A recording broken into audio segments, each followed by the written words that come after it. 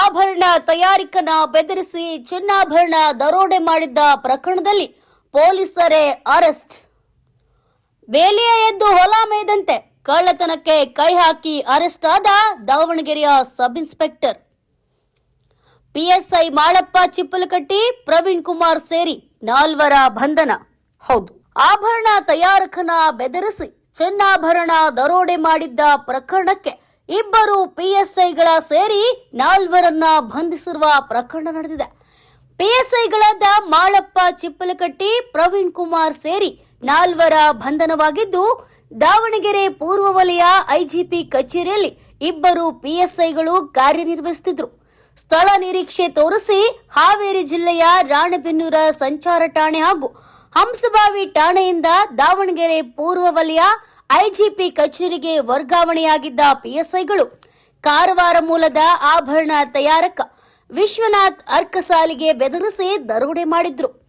ದಾವಣಗೆರೆಯ ಚಿನ್ನದ ವ್ಯಾಪಾರಿಗಳಿಂದ ಗಟ್ಟಿ ಚಿನ್ನ ಪಡೆದು ಆಭರಣ ತಯಾರಿ ಮಾಡುತ್ತಿದ್ದಂತಹ ವಿಶ್ವನಾಥ್ ದಾವಣಗೆರೆಯ ಚಿನ್ನದ ವ್ಯಾಪಾರಿಗಳ ಬಳಿ ಗಟ್ಟಿ ಚಿನ್ನ, ಉಂಗುರ ಪಡೆದು ಕಾರವಾರಕ್ಕೆ ತೆರಳುತ್ತಿದ್ದ ಸಮಯದಲ್ಲಿ ಪಿಎಸ್ಐಗಳು ನವರಂಗಿ ಆಟ ಆಡಿದ್ದಾರೆ.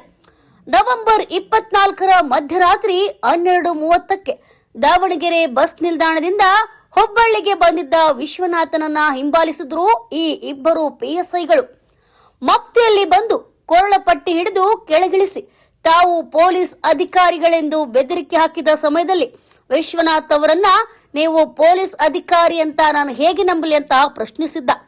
ಐಡಿ ತೋರಿಸಿ ಬಸ್ ನಿಲ್ದಾಣದ ಹೊರಗೆ ನಿಂತ ಪೊಲೀಸ್ ಜೀಪ್ನಲ್ಲಿ ಕೂರಿಸಿದ್ದ ಪಿಎಸ್ಐ ಮಾಳಪ್ಪ, ಪ್ರವೀಣ್ ಕುಮಾರ್ ಬಳಿಕ ಕೆಟಿಜೆ ನಗರ ಠಾಣೆವರೆಗೂ ಪೊಲೀಸ್ ಜೀಪ್ನಲ್ಲೇ ಕರೆದೊಯ್ದಿದ್ರು.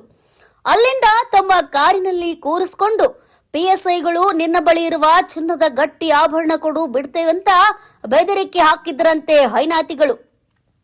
ತಾನು ಆಭರಣ ತಯಾರಿಸಿಕೊಡುವ ಕೂಲಿ ಕೆಲಸ ಮಾಡ್ತೇನೆ ಎಂದಿದ್ದ ವಿಶ್ವನಾಥ್ನನ್ನ ಬೆದರಿಸಿ ಆತನ ಬಳಿ ಇದ್ದ ಬರೋಬ್ಬರಿ 76 ಗ್ರಾಂ ಚಿನ್ನದ ಗಟ್ಟಿ, 2.5 ಗ್ರಾಂನ ಬೇಬಿ ರಿಂಗ್ ಅನ್ನ ಪಡೆದಿದ್ರು. ಚಿನ್ನದ ಗಟ್ಟಿ, ಬೇಬಿ ಉಂಗುರ ಕಿತ್ತುಕೊಂಡು ಕಾರಿನಲ್ಲಿ ವಿಶ್ವನಾಥನನ್ನ ದಾವಣಗೆರೆ ಬಸ್ ನಿಲ್ದಾಣಕ್ಕೆ ಬಿಟ್ಟಿದ್ದ ಪಿಎಸ್ಐ ಮಾಳಪ್ಪ ಮತ್ತು ಪ್ರವೀಣ್ ಕುಮಾರ್. 2 ಪಿಎಸ್ಐಗಳಿಗೆ ಮಾಹಿತಿನ ನೀಡಿ ಸಹಾಯ ಮಾಡಿದ್ದ ಆರೋಪದ ಹಿನ್ನೆಲೆಯಲ್ಲಿ ದಾವಣಗೆರೆಯ ವಿನಾಯಕನಗರದ ಸತೀಶ್ ರೇವಣ್ಕರ್, ಸಿರಸಿ ಮೂಲದ ನಾಗರಾಜ್ ರೇವಣ್ಕರ್ನ ಬಂಧಿಸಲಾಗಿದೆ. ಕೃತ್ಯಕ್ಕೆ ಬಳಸಿದ್ದ ಕಾರು, ನಕಲಿ ಗನ್ ವಶಕ್ಕೆ ಪಡೆದಿರುವ ಪೊಲೀಸರು ಕೆಟಿಜಿ ನಗರ ಠಾಣೆಯಲ್ಲಿ ತಡರಾತ್ರಿವರೆಗೂ 2 ಪಿಎಸ್ಐಗಳ ವಿಚಾರಣೆ ನಡೆಸಿದ್ದು ಎಂದು ಆರೋಪಿಗಳನ್ನ ಕೋರ್ಟ್ಗೆ ಹಾಜರುಪಡಿಸಿದ್ದಾರೆ.